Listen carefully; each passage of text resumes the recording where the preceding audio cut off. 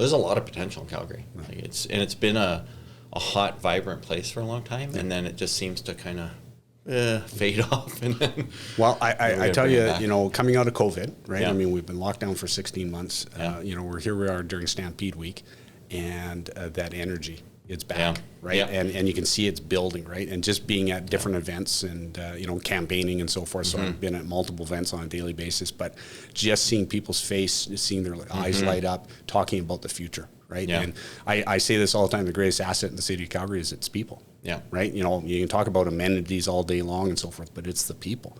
Yeah. And we've got something special here in Calgary, and we need to foster that and grow it. And so giving a reason for people to stay in Calgary, also attracting new, because positive attracts positive, and you get that momentum building, and people just gravitate to Calgary. So I think we're going to get there.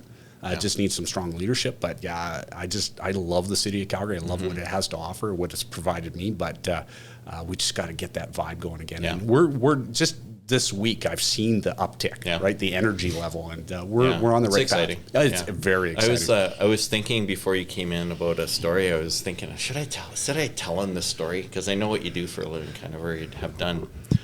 And it was a bit of a metaphor for the city, and so I'm going to tell you, because I can always cut it out later. But I was on the highway one time. I was driving on the Highway 2 coming south from Edmonton, and I was in my truck, and I was young, and I must not have been paying attention, but my truck started overheating, and I thought, I got to turn the engine off. So I grabbed the key and pulled it back, which also locks the steering wheel.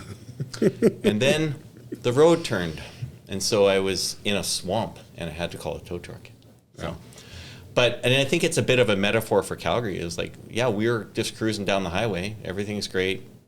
Then we have a little bit of a problem, and suddenly we're in the weeds. It's like, what happened? Like, we have other major cities pulled through this, and they didn't put their steering into full-on lock. Yeah, you didn't lock it up, right? and you're right. And because, I get asked now that I'm in the, political arena, I get asked all the time, so why? Where did we go wrong? And so, and this is just my opinion. It's anecdotal at best. But, we've had the energy sector backstopping us for decades.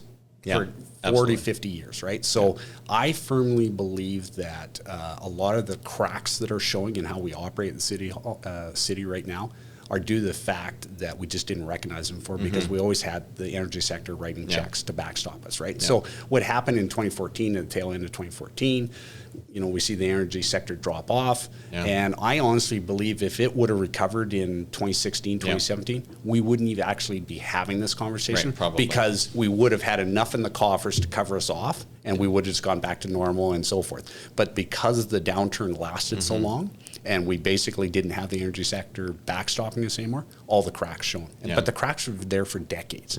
Bad business operation. Again, I've been a vendor with the city for 25 years. Bad business decisions, bad operations have been there for a long, long time. So I don't even blame current council. I blame them for not doing something about it. But this is decades in the making of just bad operations within the city, and being complacent, because we could afford to be complacent. Because we always had the backstop, right? So. And then when you have businesses clamoring for people, which it was, like 10 years ago, or 10 or 15 years ago, it gives you a pass a little bit. Like, businesses paying tons of money, economics are good, so you don't have a park. Right. You're still going to get paid double what you were getting paid over there. Right. So come on over.